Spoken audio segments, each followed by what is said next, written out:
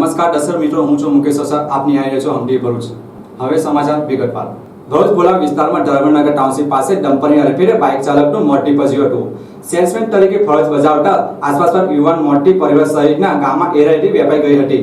ભરૂચના બોલાવ વિસ્તારના ધર્મનગર ટાઉનશીપ પાસે એક ડમ્પર ચાલકે સેલ્સમેન તરીકે ફરજ બજાવતા આશાસ્પદ યુવાનની બાઇકને ટક્કર મારતા યુવાન ડમ્પર નીચે કચડાતા તેનું સ્થળ પર જ કરુણ મોત નીપજ્યું હતું. જ્યારે ડમ્પર ચાલક અકસ્માત સર્જી ભાગવા જતા સ્થાનિક વાહન ચાલકોએ તેને પકડી પાડી સી ડિવિઝન પોલીસના હવાલે કર્યો હતો. વડોદરા જિલ્લાના કરજણ તાલુકાના વલણ ગામમાં રહેતા ગરીબ પરિવારમાં રહેતા ફિરોઝ યુનુસભાઈ બેરા ભરૂચના જાડેશ્વર વિસ્તારમાં આવેલ વસંત મસાલામાં સેલ્સમેન તરીકે ફરજ બજાવતા હતા. આજરોજ તે રાબેતા મુજબ તે પોતાની નોકરી પર આવ્યા બાદ કોઈ કામ અર્થે ફિલ્ડમાં નીકળ્યા હતા. ત્યારે તે બાઇક પર ધર્મનગર ટાઉનશીપ નજીક પાસેથી પસાર થઈ રહ્યા હતા. તે દરમિયાન પાછળથી પૂર ઝડપે ઘસી આવેલ ડમ્પર ચાલકે બાઇક સવારને ટક્કર મારતા અકસ્માત સર્જાયો હતો, જેમાં બાઇકમાં સવાર ફિરોઝ યુનુસ બેરાનું ઘટના સ્થળે કમકમાટી ભર્યું મોત નીપજ્યું હતું. ઘટનાની જાણ થતાં જ સ્થાનિક લોકોના ટોળા સ્થળ પર ઉમટી પડ્યા હતા. સમગ્ર ઘટના બાદ ડમ્પર ચાલક પોતાના ડમ્પર મૂકીને ફરાર થતા લોકોડા તેને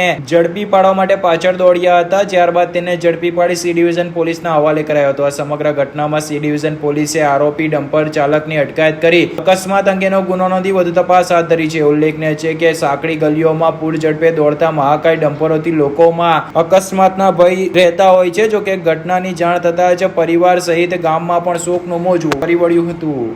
અંકલેશ્વર ઓએનજીસી બ્રિજની શરૂ થવાની રાહ હવે ટૂંક સમયમાં ખતમ થશે. આગામી સપ્તાહમાં બ્રિજ શરૂ થાય તે માટે ટારબાન તૈયારી શરૂ, જોકે તંત્ર તરફથી સત્તાવાર જાહેરાતની રાહ જોવાઈ રહી છે. અંકલેશ્વર ઓએનજીસી બ્રિજ આખરે બનીને તૈયાર થઈ ગયો છે. આગામી 4 દિવસમાં કે આ સપ્તાહમાં બ્રિજ શરૂ થવા માટેની તડામાર તૈયારીઓ દેખાઈ રહી છે. જોકે આ મામલે હાલ સત્તાવાર કોઈ જાહેરાત થઈ નથી. હાલ સાઇડ ડિવાઈડર અને ફૂટ બ્રિજની રેલિંગ તેમજ ફાઇનલ ડામર વર્કની કામગીરીને આખરી ઓપ આપવામાં આવી રહ્યો છે. ઓએનજીસી બ્રિજ શરૂ થતા લોકોને 2 કિલોમીટરનો ફેરવો બચી જશે. બિસ્માર જીનવાલાથી પિરામણ ગામ તરફ જતા ખકડધજ રોડથી પણ લોકોને રાહત મળશે. તો ગડખોલ સુરવાડી રેલવે ઓવરબ્રિજના ટ્રાફિકમાંથી પણ રાહત મળી શકે છે. અંકલેશ્વર શહેરની જીવાદોરી સમાન ઓએનજીસી ઓવરબ્રિજનો કેટલોક હિસ્સો 1 વર્ષ પહેલા પહોળો કરવા માટે તોડી પાડવામાં આવ્યો હતો. છેલ્લા 1 વર્ષથી બ્રિજ સમારકામ અને નવીનીકરણને લઈને બંધ કરવામાં આવ્યો હતો, જેને લઈને આમ જનતાને રોજના 2 થી 2.5 કિલોમીટરનો ફેરો ફરવો પડી રહ્યો હતો, જેને લઈને લોકો ગડખોલ ટી બ્રિજ પર ભારે ટ્રાફિકના વચ્ચેથી પસાર થઈ રહ્યા હતા. તો બીજી તરફ અંકલેશ્વર શહેરમાં જીનવાલા સ્કૂલથી પિરામણ રોડ અત્યંત બિસ્માર હોવાથી લોકોને ત્યાં પણ હાડમારી વેઠવી પડી રહી હતી. આ ઉપરાંત અંકલેશ્વરમાં 3 રસ્તાથી લઈને સ્ટેશન અને સ્ટેશનથી ચૌટા નાકા મુખ્ય માર્ગ પર આવેલ દુકાનદારોના ધંધા રોજગાર પર અસર પડી હતી અને ધંધા રોજગાર ભાંગી પડ્યા હતા. હવે બ્રિજ બનીને તૈયાર થઈ ગયો છે અને આખરી પેચવર્ક ચાલી રહ્યો છે. ત્યારે આગામી 10 અથવા 12 તારીખે બ્રિજ શરૂ થઈ શકે તેવી શક્યતાઓ અને ચર્ચાઓ છે. જોકે આ મામલે હાલ કોઈ સત્તાવાર જાહેરાત થઈ નથી, જે માટે બાકી રહેલ રેલિંગ તેમજ ડામર વર્ક તેમજ ફૂટ બ્રિજની લોખંડની ગ્રીલની કામગીરીને અંતિમ તબક્કામાં છે. આ સાથે જ બ્રિજનો લોડ ટેસ્ટ બાકી છે, જે બ્રિજ બન્યા બાદ તંત્ર દ્વારા લેવામાં આવશે, જે બાદ બ્રિજ શરૂ કરવામાં આવશે. મે મહિનામાં બ્રિજ શરૂ થવાની આશા વાહન ચાલકો અને શહેરીજનો સેવી રહ્યા છે. અંકલેશ્વર વાલિયા રોડ પર એઆઈ ઓફિસ નજીક વળાંક પર મુખ્ય માર્ગ પર ઘણા સમયથી ભૂવો પડ્યો છે. હોનારત કે વાહન પલટી પહેલા જ મુખ્ય માર્ગ પરનો ભૂવો પોળાય તેવી વાહન ચાલકો માંગ કરી રહ્યા છે. અંકલેશ્વર વાલિયા રોડ ઉપર એઆઈએ ઓફિસના ટર્નિંગ પાસે ભૂવો પડતા અકસ્માતની ભીતિ સેવાઈ રહી છે. અંકલેશ્વરના વાલિયા રોડ ઉપર દિવસ દરમિયાન વાહનોની અવરજવર સતત રહેતી હોય છે. ત્યારે વાહનોની અવરજવરથી ભરેલા અંકલેશ્વર વાલિયા રોડ ઉપર છેલ્લા ઘણા સમયથી એઆઈએ ઓફિસના ટર્નિંગ પાસે ભૂવો પડ્યો છે, જેને પગલે વાહન ચાલકો અકસ્માતની ભીતિ સેવી રહ્યા છે. રોજ આ માર્ગ ઉપરથી હજારો વાહનો આ માર્ગ પરથી પસાર થતા હોય ત્યારે દુર્ઘટના સર્જાય તે પહેલા તંત્ર દ્વારા આ ભૂવા પુરાણ કરવામાં આવે તે અત્યંત જરૂરી છે. અત્રે ઉલ્લેખ કરવો રહ્યો કે અંકલેશ્વર શહેર અને તાલુકાના કેટલાક વિસ્તારોમાં ભૂવા પડવાની ઘટના રોજ સામે આવી રહી છે. ત્યારે તંત્ર દ્વારા આવા વિસ્તારોને ઇન્ડિકેટ કરીને ત્યાં ભૂવાઓ પૂરવાની કામગીરી કરવામાં આવે તે અત્યંત જરૂરી છે. હાલ તો વાલિયા રોડ ઉપર જ્યાં જેડીસી નો મુખ્ય માર્ગ હોય અને જેડીસી એઆઈએ ઓફિસના ટર્નિંગ પાસે જ ભૂવો પડ્યો હોય, તેને હાલ તો એક ઝાડવાનો છોડ રાખીને લોકોને અહીંયા ભૂવો છે તે ખબર પડે તેવા પ્રયાસો સ્થાનિક લોકો દ્વારા કરાયા છે. પરંતુ કોઈ મોટી ઘટના સર્જાય કે કોઈ વાહન પલટી મારી જાય તે પહેલા આ ભૂવાને પૂરવામાં આવે તે અત્યંત જરૂરી છે. અંકલેશ્વર વાલિયા રોડ પર એક મોટો ભૂવો પડવાના કારણે ખૂબ મોટી ટ્રાફિકની સમસ્યા થાય છે. બીજું કે વહેલી તકે એનું નિરાકરણ લાવે, કોઈ મોટું ગાડી આવી શકે તો અંદર ફસાઈ જાય. એના કારણે તંત્રને એવી અપીલ કરું છું કે આ ભૂવાને જલ્દીથી જલ્દી સારવાર કરે અને એને વ્યવસ્થિત રીતે તંત્રને અપીલ છે કે કામ કરે. એના કારણ કે મોટું કોઈ વાહન આવે અને એનું વ્હીલ ફસાઈ જાય અને એના કારણે ટ્રાફિકની ખૂબ મોટી સમસ્યા છે. એના કારણે તંત્રને હું એવી અપીલ કરું છું કે આ ભૂવાને જલ્દીથી જલ્દી એનું યોગ્ય નિરાકરણ આવી શકે.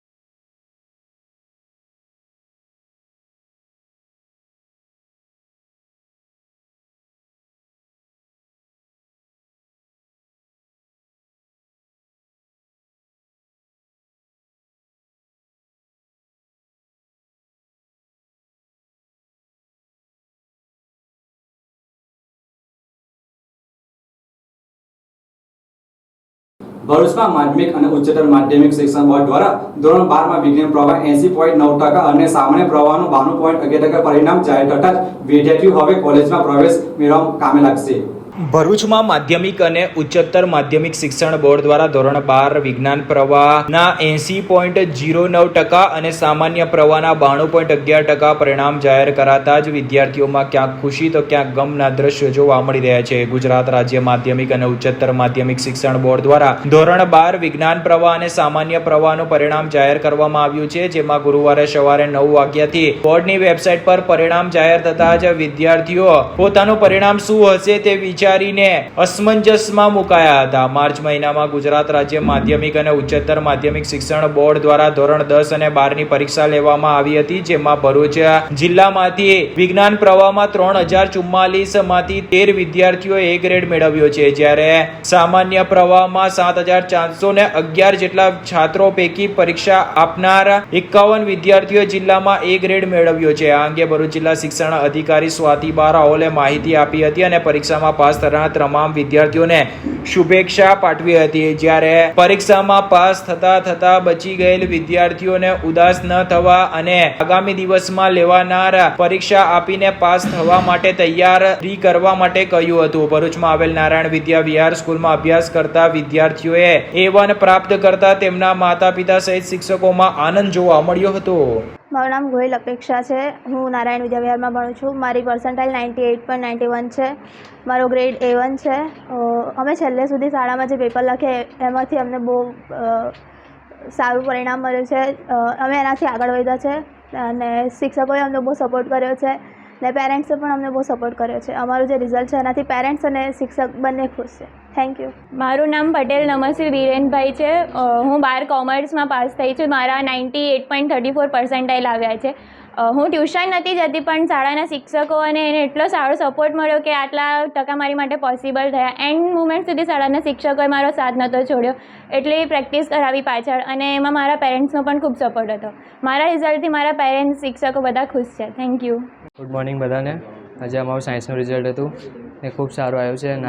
નારાયણ ટીમને ખૂબ ખૂબ આભાર, નારાયણ વિદ્યા વિહારને.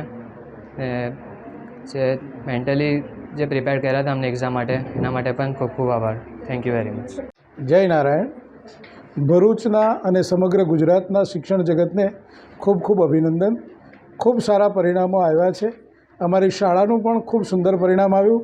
તે બધા જ વિદ્યાર્થીઓ, વાલીઓને અને શિક્ષકોને હું દિલથી અભિનંદન આપું છું. ધોરણ 12 કોમર્સમાં 2 A1 અને 10 A2 બાળકો આવ્યા છે. એવી જ રીતે સાયન્સમાં પણ 2 A2 બાળકો છે. સૌ બાળકોને ખૂબ ખૂબ અભિનંદન અને શિક્ષણ જગતને ખૂબ શુભેચ્છાઓ. આજ રોજ ગુજરાત માધ્યમિક અને ઉચ્ચતર માધ્યમિક શિક્ષણ બોર્ડ દ્વારા લેવાયેલ માર્ચ 2024 ની વિજ્ઞાન પ્રવાહ અને સામાન્ય પ્રવાહની પરીક્ષાનું પરિણામ જાહેર થયું છે અને ભરૂચ જિલ્લાનું પરિણામ ખૂબ સરસ આવ્યું છે. ધોરણ 12 સામાન્ય પ્રવાહનું પરિણામ જે 2023માં 75.50% હતું એ આ વર્ષે 92.11% થયું છે અને ધોરણ 12 વિજ્ઞાન પ્રવાહનું પરિણામ જે 2023માં 49.34% હતું તે આ વર્ષે 80.09% થયું છે. પરિણામ ખૂબ જ સરસ આવ્યું છે. તમામ શાળાઓ અને પાસ થનાર તમામ વિદ્યાર્થીઓને હું ખૂબ ખૂબ અભિનંદન પાઠવું છું. આ પરીક્ષામાં જે વિદ્યાર્થીઓ નપાસ થયા છે એ વિદ્યાર્થીઓએ નાસીપાસ થવાની જરૂર નથી. સામાન્ય પ્રવાહમાં 2 વિષયમાં નપાસ થનાર વિદ્યાર્થીઓ પણ જુલાઈમાં લેવાનારી પૂરક પરીક્ષામાં ફરીથી પરીક્ષા આપી અને પાસ થવાની તક એમની પાસે છે. વિજ્ઞાન પ્રવાહના વિદ્યાર્થીઓ જેટલા વિષયમાં નપાસ થયા છે એ બધા વિષયમાં અથવા તો જે વિદ્યાર્થીઓ પોતાના ઓછા પરિણામથી નિરાશ છે એ વિદ્યાર્થીઓને ફરી એકવાર માધ્યમિક શિક્ષણ બોર્ડ પોતાનું પરિણામ સુધારવાની તક આપશે. જુલાઈમાં આ વિદ્યાર્થીઓ પોતાના નપાસ થયેલા વિષયના અથવા તો ઓછું પરિણામ આવેલા તમામ વિષયને ફરીથી પરીક્ષાઓ આપી શકશે. એટલે આ વિદ્યાર્થીઓની બંનેમાંથી જે પરીક્ષામાં સારું એમનું પ્રદર્શન હશે એ માર્કશીટ ધ્યાને લેવામાં આવશે. આવી ઉત્તમ વ્યવસ્થા વિજ્ઞાન પ્રવાહના વિદ્યાર્થીઓ માટે અને સામાન્ય પ્રવાહના વિદ્યાર્થીઓ માટે માધ્યમિક શિક્ષણ બોર્ડ દ્વારા કરવામાં આવી છે. બીજું ખાસ જે વિદ્યાર્થીઓ આ પરીક્ષામાં નપાસ થયા છે અથવા તો નબળા પરિણામથી નિરાશ થયા છે, જિલ્લા શિક્ષણ અધિકારી કચેરી ભરૂચ દ્વારા આ તમામ વિદ્યાર્થીઓનો પર્સનલ સંપર્ક કરવામાં આવશે અને એ વિદ્યાર્થીઓને ફરીથી પરીક્ષા આપી ફરીથી એક તક ઝડપી લેવા માટે એમને મદદ કરવામાં આવશે, તેમને પ્રોત્સાહન આપવામાં આવશે અને અમારા શિક્ષકોની ટીમ વેકેશન દરમિયાન અને જૂન મહિના દરમિયાન એમને જે વિષયમાં નબળાઈ લાગે છે, જે વિષય એમના નબળા છે એ વિષયનું અતિરિક્ત શિક્ષણ તાલુકા કક્ષાએ આપી શકે એવી વ્યવસ્થા ગોઠવાનું આયોજન હું કરી રહી છું. એટલે જે નબળા વિદ્યાર્થીઓ છે કે નપાસ થયા છે, નિષ્ફળ ગયા છે એ વિદ્યાર્થીઓએ નાસીપાસ થવાની જરૂર નથી. ઓવરઓલ આખા જિલ્લાનું પરિણામ ખૂબ સરસ રહ્યું છે. બીજું ખાસ જણાવતા મને આનંદ થાય છે કે ભરૂચ જિલ્લામાં આવેલી માત્ર 2 સરકારી વિજ્ઞાન પ્રવાહની શાળાઓમાં પણ પરિણામ ખૂબ સરસ આવ્યું છે.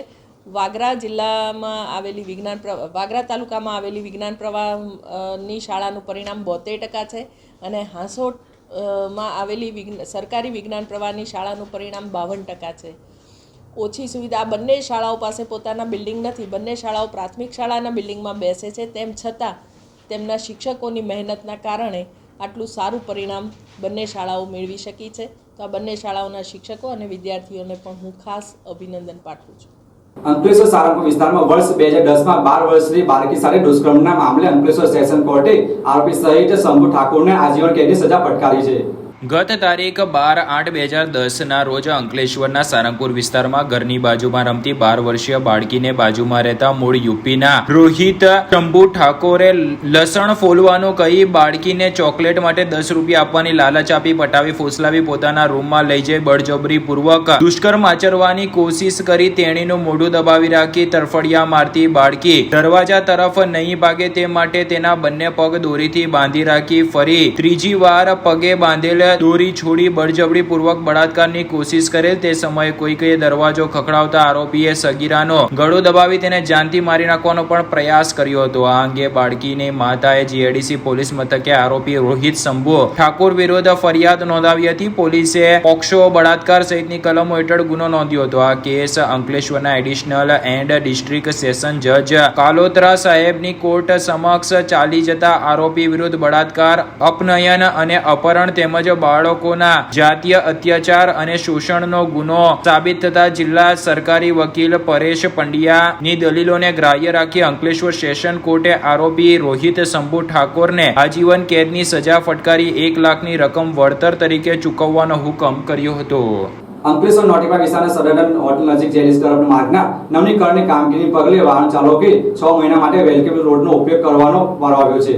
અંકલેશ્વર નોટિફાઈડ વિસ્તારમાં સદાનંદ હોટલથી જેડીસી તરફના માર્ગના નવીનીકરણની કામગીરીને પગલે વાહન ચાલકો 6 મહિના માટે વૈકલ્પિક રોડનો ઉપયોગ કરવાનો વારો આવ્યો છે. છેલ્લા ઘણા સમયથી અંકલેશ્વરની રાજપીપળા ચોકડી પાસેની સદાનંદ હોટલથી જીઆઈડીસી તરફ જતો માર્ગ અત્યંત બિસ્માર બન્યો હતો, જેને પગલે સ્થાનિકોએ રસ્તા રોકો આંદોલન તકે અંકલેશ્વર નોટિફાઈડ ઓથોરિટીમાં રજૂઆત કરી હતી. જે બાદ જીઆઈડીસી કાર્યપાલક ઇજનેરની કચેરી દ્વારા અંકલેશ્વર નોટિફાઈડ વિસ્તારમાં સદાનંદ હોટલથી જીઆઈડીસી તરફના માર્ગના નવીનીકરણની કામગીરી હાથ ધરવામાં આવી છે, જેના કારણે ગત તારીખ 4 મેના રોજથી 5/11/2024 એટલે કે 5 નવેમ્બર સુધી 6 મહિના માટે વાહન ચાલકોએ વૈકલ્પિક રોડનો ઉપયોગ કરવાનો વારો આવ્યો છે. વાહન ચાલકોએ વાલિયા ચોકડીથી જીઆઈડીસી તરફના એન્ટ્રી રોડ અને દેસાઈ પેટ્રોલ પંપની એન્ટ્રીથી જીઆઈડીસી રોડનો ઉપયોગ કરવા વાહન ચાલકોને જણાવ્યું છે. આ માર્ગના નવીનીકરણની કામગીરીને પગલે વાલિયા ચોકડી ખાતે ચારે તરફ સવાર સાંજ ટ્રાફિકની સમસ્યાનું નિર્માણ થયું છે. ત્યારે વાલિયા તરફથી આવતા ભારે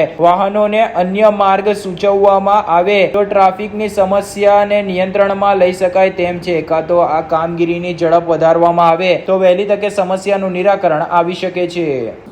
અંકલેશ્વર ભરૂચ જૂના નેશનલ હાઈવે ઉપર ઓએનજીસી ઓવરબ્રિજ નીચે પાલિકા તંત્ર નવો બનાવેલો માર્ગ ખોદી નાખી પાણી લાઈનનું રિપેરિંગ કામ કરતા સ્થાનિકોમાં આશ્ચર્ય જોવા મળ્યું હતું.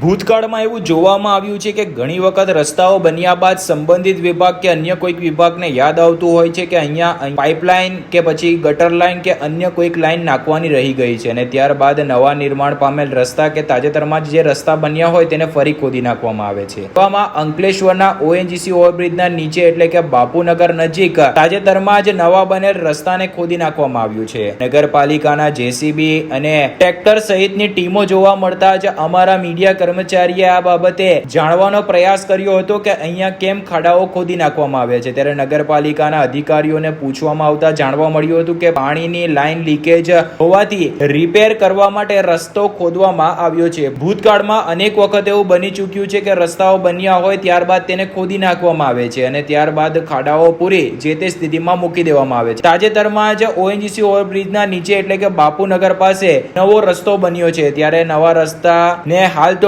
પાણીની લાઈનના રિપેર માટે ખોદી નાખવામાં આવ્યો છે. પાણીની લાઈન રિપેર કરવી જરૂરી છે, પરંતુ ત્યારબાદ આ ખાડો પણ યોગ્ય રીતે પૂરવામાં આવે અને પેચવર્ક પણ યોગ્ય રીતે કરવામાં આવે તેવી નગરજનો આશા રાખી રહ્યા છે.